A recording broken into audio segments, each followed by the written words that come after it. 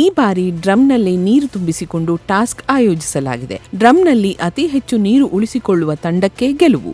ಇಲ್ಲಿ ರಜತ್ ಮತ್ತು ಚೈತ್ರ ಪ್ರತ್ಯೇಕ ತಂಡಗಳಾಗಿದ್ದಾರೆ.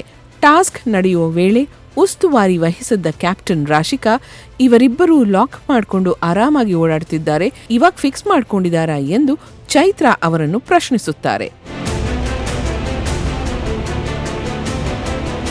ಅದು ನಮ್ ಸ್ಟ್ರಾಟಜಿ ಎನ್ನುತ್ತಾರೆ ಚೈತ್ರ. ಇದಕ್ಕೆ ಆಕ್ಷೇಪ ವ್ಯಕ್ತಪಡಿಸುವ ರಜತ್, ಜಗತ್ತಿಗೇ ಗೊತ್ತು ನೀನು ಸುಳ್ಳಿ ಅಂತ ಎಂದು ಜಗಳಕ್ಕೆ ನಿಲ್ಲುತ್ತಾರೆ. ಇದರಿಂದ ಕೆರಳುವ ಚೈತ್ರ, ಅವನ ಫ್ಯಾಮಿಲಿಗೆ ಅದೊಂದು ಸರ್ನೇಮ್ ಇದೆ, ಅದನ್ನ ಎಲ್ರಿಗೂ ಅಂಟಿಸ್ತಾನೆ ಎಂದು ಅಬ್ಬರಿಸುತ್ತಾರೆ. ಚೈತ್ರ ಮಾತಿಗೆ ಕಿಡಿಕಾರುವ ರಜತ್, ಫ್ಯಾಮಿಲಿ ವಿಷಯಕ್ಕೆ ಬರಬೇಡ, ಆಡೋಕೆ ಯೋಗ್ಯತೆ ಇಲ್ಲದವಳು ನೀನು ಎಂದು ಎಚ್ಚರಿಕೆ ನೀಡುತ್ತಾರೆ. ಅವರ ಮಾತಿಗೆ ತಿರುಗೇಟು ನೀಡುವ ಚೈತ್ರ, ನೀನು ನನ್ ಸುದ್ದಿಗೆ ಬರಬೇಡ, ಬಂದಾಗಿಂದ ಒಂದು ಗೇಮ್ನು ಗೆದ್ದಿಲ್ಲ, ಸೋತವನೇ, ಎಲ್ಲರನ್ನೂ ಕರೀತಾನೆ, ಗೇಮ್ಗೆ ಬಾ ಅಂತ, ಬಂದ್ರೆ ಗೇಮ್ನಲ್ಲಿ ಮಕಾಡೆ ಮಲ್ಕೊಂಡು ಮಲಗ್ತಾನೆ ಎನ್ನುತ್ತಾರೆ. ಇದರಿಂದ ಕೋಪಗೊಳ್ಳುವ ರಜತ್, ಹೋಗಲ್ಲೇ ಎಂದು ಅಲ್ಲಿಂದ ತೆರಳುವುದರೊಂದಿಗೆ ಪ್ರೋಮೋ ಮುಕ್ತಾಯವಾಗುತ್ತದೆ. ಡ್ರಮ್ನಲ್ಲಿ ಅತಿ ಹೆಚ್ಚು ನೀರನ್ನ ಉಳಿಸಿಕೊಳ್ಳುವ ತಂಡ ಆ ಸುತ್ತನ್ನ ಗೆಲ್ಲುತ್ತದೆ.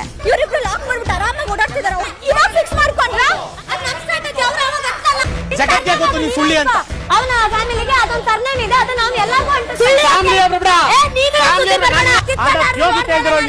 ಬಂದಾಗಿಂದ ಒಂದ್ ಗೇಮು ಗೆದ್ದಿಲ್ಲ, ಸೋತವನೇ, ಎಲ್ಲಾರನ್ನೂ ಕರಿತಾನೆ, ಗೇಮಕ್ ಬಾ ಅಂತ, ಬಂದ್ರೆ ಗೇಮಲ್ಲೇ ಮಕ್ಕಳ ಮಲ್ಕೊಂಡು ಮಲಗ್ತಾನೆ.